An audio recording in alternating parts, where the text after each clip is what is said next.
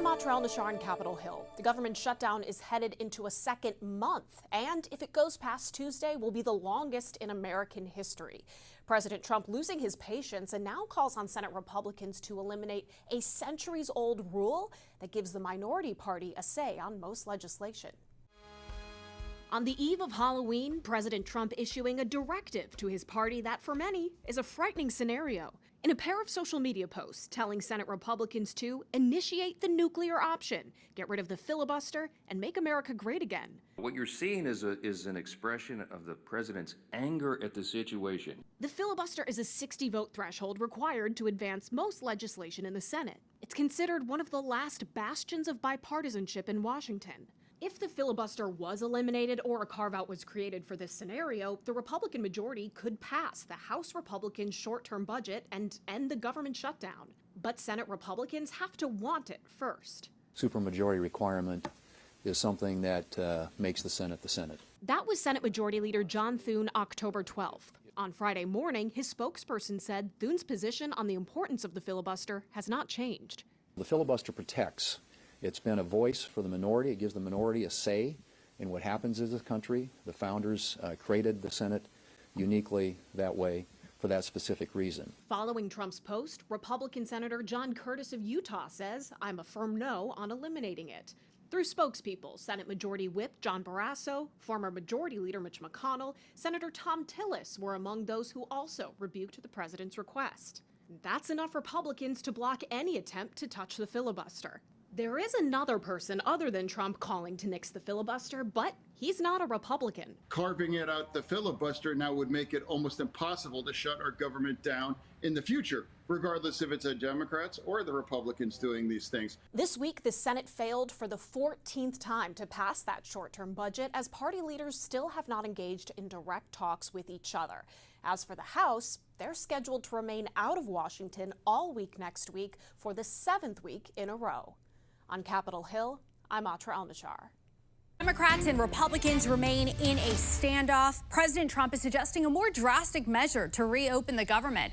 Let's go to Emma Withrow from the Fact Check team. And this is being called the nuclear option. It would drastically change the way the Senate operates. Yeah. Tell us more. Yeah, absolutely it would. I mean, so the nuclear option, which is officially known as the reform by ruling, is really when only a simple majority of senators passes a new Senate precedent. So basically the Senate doesn't have to rewrite its official rule book to get rid of the filibuster. It can really just reinterpret the rules if they have 51 votes to agree with them. So how would it all play out if Senate Republicans got on board with the nuclear option to just get rid of the filibuster? So from my understanding, a senator would challenge how a rule is being applied. The person running the floor makes a ruling, and then the full Senate can vote on whether or not to uphold or overturn it. So a simple majority, 51 senators to vote on that to overturn the ruling, that new interpretation then would become the new precedent. It's really a way to change the system without the supermajority that's normally required to change the rules on paper. But even Republican senators have said that they wouldn't be willing to take this approach because it would open Pandora's box when it comes to passing legislation with just a simple majority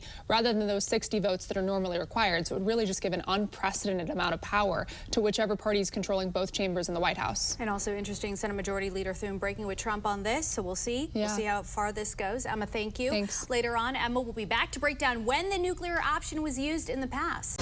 Right now, the president getting ready to head to Miami to speak at the American Business Forum in Miami. We just heard from him minutes ago at a breakfast with GOP senators at the White House about the election, about the shutdown, which he said inevitably had an effect on some races. And thanks for joining us.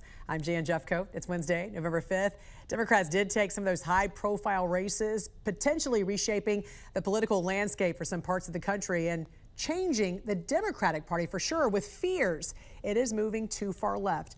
With the elections over, though, now, the question will be whether Democrats will finally vote to end the longest-running shutdown in history. Let's get right to Mark Boyle at the live desk. And, you know, Mark, the president said if Democrats don't do it, if Republicans don't do it, then Democrats will. So he said they should just go ahead and try to do it now if Democrats will not vote to reopen the government back up. Right, because the president is painting this picture. Look, we have control in the House and the Senate and the executive branch, and if we aren't getting things done, The voters are going to get frustrated. He plainly put this out there during that breakfast, Jan, making those remarks within the past 45 minutes. Some of the big takeaways from that speech, including eliminating the filibuster. Here's part of what he had to say to lawmakers this morning. The biggest thing is the filibuster. We have to get the country going. We will pass legislation at levels you've never seen before, and it'll be impossible to beat us. By the way, if they do, they're going to do it anyway. And they are going to immediately do the filibuster. And when they do the filibuster, they're going to pack the court. They want at least five justices. Now I hear it's up to 5. I actually heard up to 7 and up to 9, okay? They want new judges. They want to pack the court, and they will do it in the first day. And this is the first time we've heard at length in person from the president following the major night for Democrats last night. A live look over Lower Manhattan here behind me, where the city of New York will have a new mayor, and that will be Zohran Mamdani. Here are some of the races we are monitoring, and we'll show you the results this morning for California, New Jersey, Virginia, and New York City. And that's where we'll start right now, where the Democratic Socialist Zohran Mamdani did win late last night. These were the numbers as they came in. 50% of the vote going to him. Andrew Cuomo with 41%. Curtis Sliwa coming in at just over 7% of the vote. At 34 years old, Zohran Mamdani now becomes the city's first Muslim mayor in history, as well as the first self-described socialist to hold office, in his own words. New York will remain a city of immigrants, a city built by immigrants, powered by immigrants,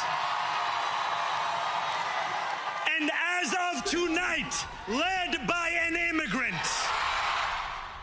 A lot of energy in that room. Moving on now to 2 highly watched races in Virginia. We'll start with the governor's race. It was Democrat Abigail Spanberger beating out candidate Winsome Earl-Sears single-handedly. No issue for her. 58%, 42% the split. And the race for Virginia's Attorney General Jay Jones, able to overcome that text messaging scandal from 2022 when he was found to be calling out the death of a political rival's family, calling for that death. The race right here fell like this: 53% to 47% to the Republican. The Democrat won that one. And in New Jersey, the Democrat Mikey Sherrill defeated Republican Jack Ciattarelli. We'll stay on top of these results for you and others on our website anytime at thenationaldesk.com.